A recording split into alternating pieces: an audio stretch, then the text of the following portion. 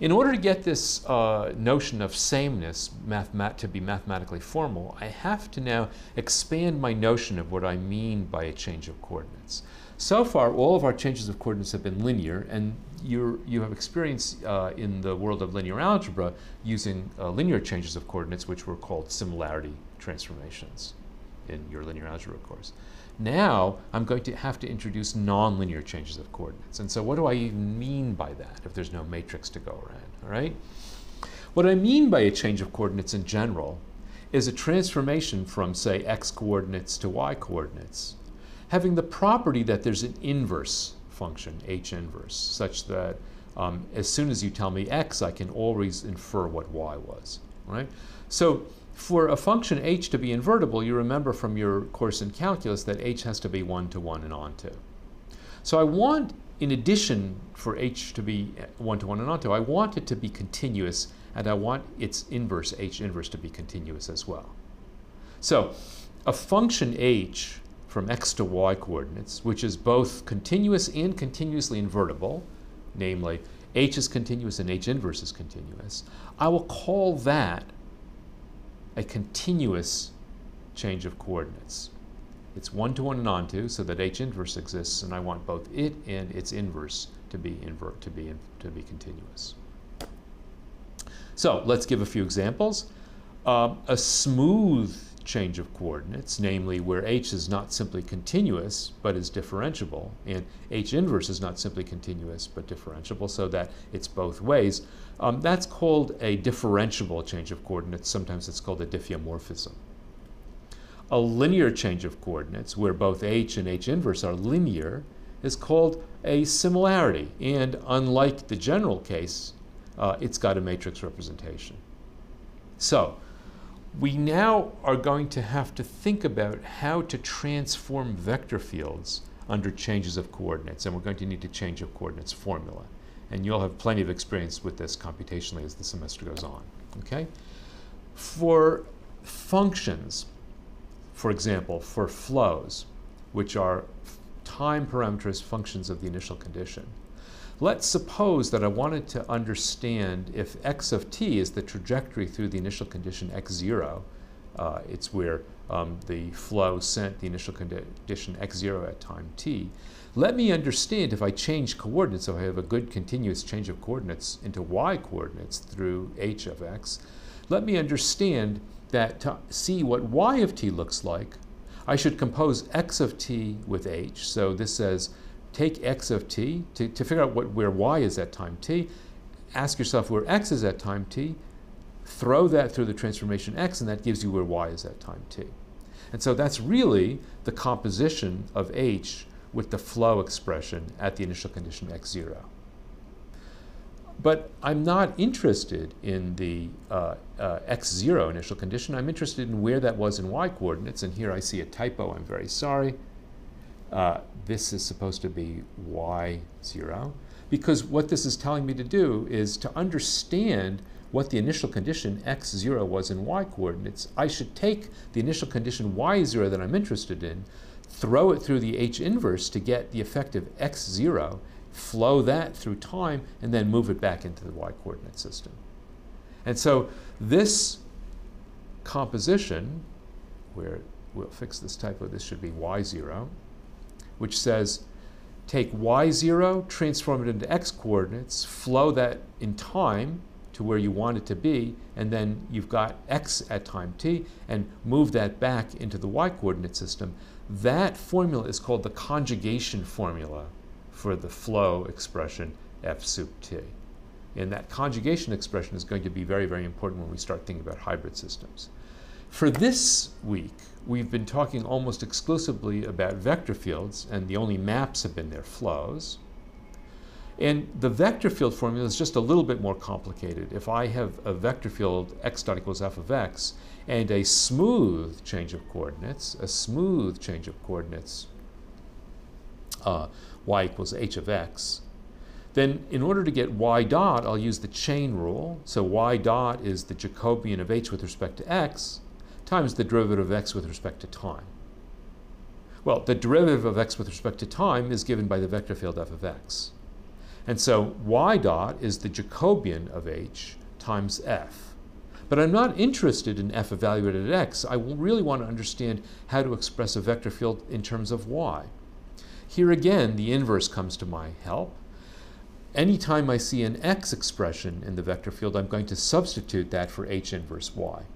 And so what I'm doing to get the vector field in y coordinates is pre-multiplying by the Jacobian of the transformation h with respect to x, and then composing the x vector field with the inverse transformation h inverse, and that now gives me a conjugated field. It gives me the expression f tilde, which is the field expression in y coordinates in place of the x coordinate expression f. So these transformation systems, which you've already seen in the linear world, are going to be very, very important in the nonlinear world as well, and they give us a way of thinking about how to re-express our ugly vector field f in terms of f tilde, which may actually have a nicer coordinate representation in the y coordinate system. All right, let's see how this looks in the scalar case. Let's introduce a scalar nonlinear change of coordinates. And I'm going to return to this damped falling unit mass, not because it really needs a whole lot of cleaning up, but because it's a simple enough setting where I can illustrate the ideas. All right? So let's return to the case of a complicated, I'm going to construe this as a complicated looking vector field that has not just constant terms, it's got constant and linear terms. And what we're going to do is we're going to show that change of coordinates can make this complicated looking vector field much simpler. Let's see what we mean by that. I'm going to pull out of my hat, and you'll see a little bit later how I came up with this thing. I'm going to propose the following change of coordinates. I'd like to change from v coordinates to u coordinates through this transformation h sub dg, where h sub dg is the multiplier g over b multiplying the logarithm function, natural log function, whose argument is g plus bv. Okay, now, where I got this, you'll begin to see a little bit later, but my major concern is to make sure that this truly is a change of coordinates. To be a change of coordinates, you'll remember that the first and most important thing is that this be an invertible function. Namely, not only must it be the case that for each v I can compute a u, but it's got to be the case that for each u I can solve for v. You'll remember from your pre-calculus courses that the logarithm function indeed is invertible, and its inverse function is the exponential function. So it's clear, I hope, that I can solve this equation. If you give me a u, I can solve this equation for v, and therefore I know that h is an invertible function. Now, it's not only important to be a change of coordinates that h be invertible, it's important that h and its inverse function both be continuous. Well, both the logarithm function and its inverse, the exponential function, as you learned in calculus, are perfectly good. In fact, they're differentiable functions. They're differentiable as many times as you want to differentiate them. So indeed, I hope I've convinced you that this h sub dg, wherever I got it from, at least satisfies the properties for being a good change of coordinates, except possibly for places where the logarithm function has trouble. Where is that? The logarithm function has trouble, you recall, when its argument goes to 0. And so I'm going to want to apply this change of coordinates far away from where this argument goes to 0. To assure a good differentiable change of coordinates, I'm going to then want my initial conditions to be far away from the zeros of this logarithm. Well, what are those zeros? They're exactly where b is equal to, v is equal to negative b over g. And notice, not so coincidentally, that this turns out to be the fixed point of the vector field f. So we were warned that we weren't going to be able to get great behavior out of the zeroth Taylor approximation when we're close to equilibrium states. And so now we're beginning to see some of the calculus consequences of that. All right? Let's push ahead. Let's agree that we're not going to try to be looking at this change of coordinates anywhere close to the equilibrium state, VE. We're going to be interested in initial conditions V0, which are far away from VE.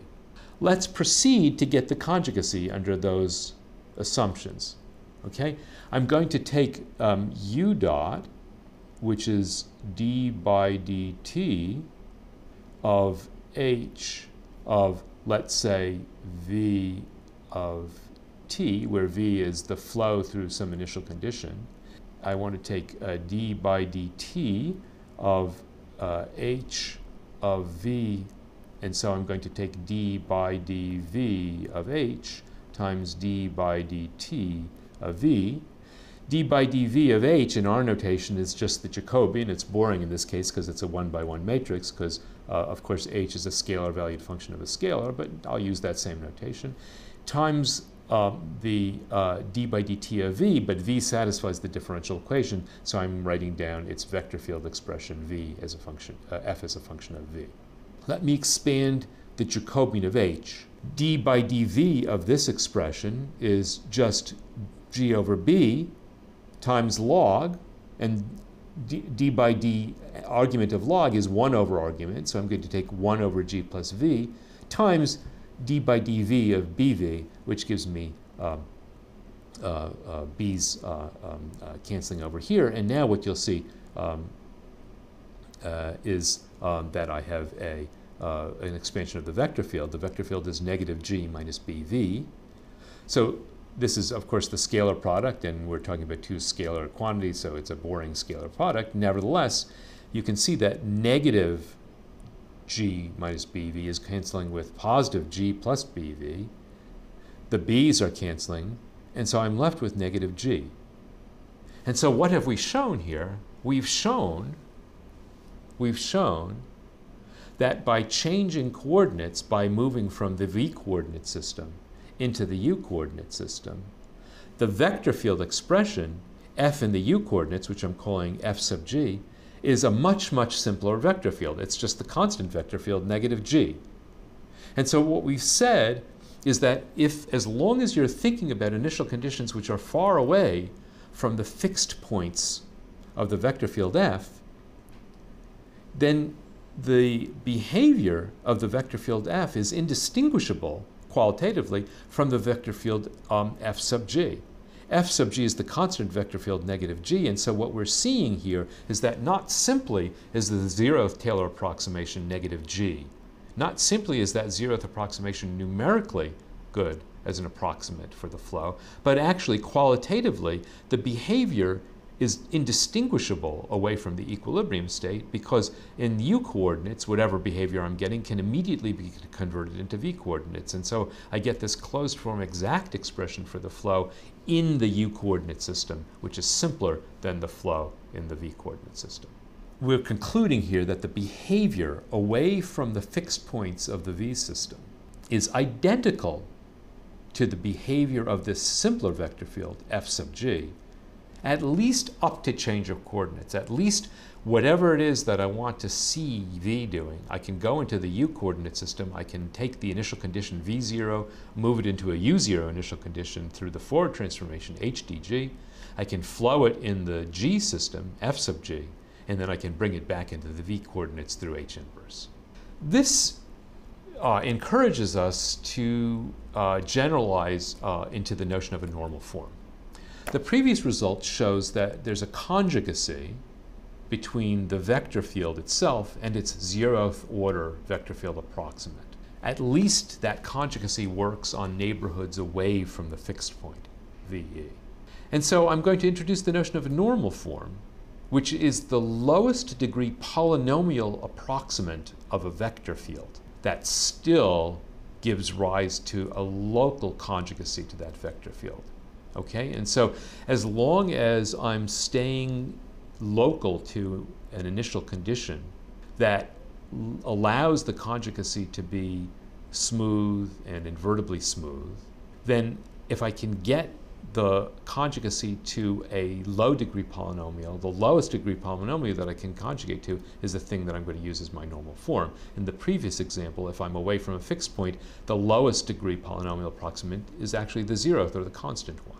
Okay, this idea generalizes to analytic vector fields of arbitrarily complicated nonlinearity, so long as they be analytic, and of arbitrary dimension.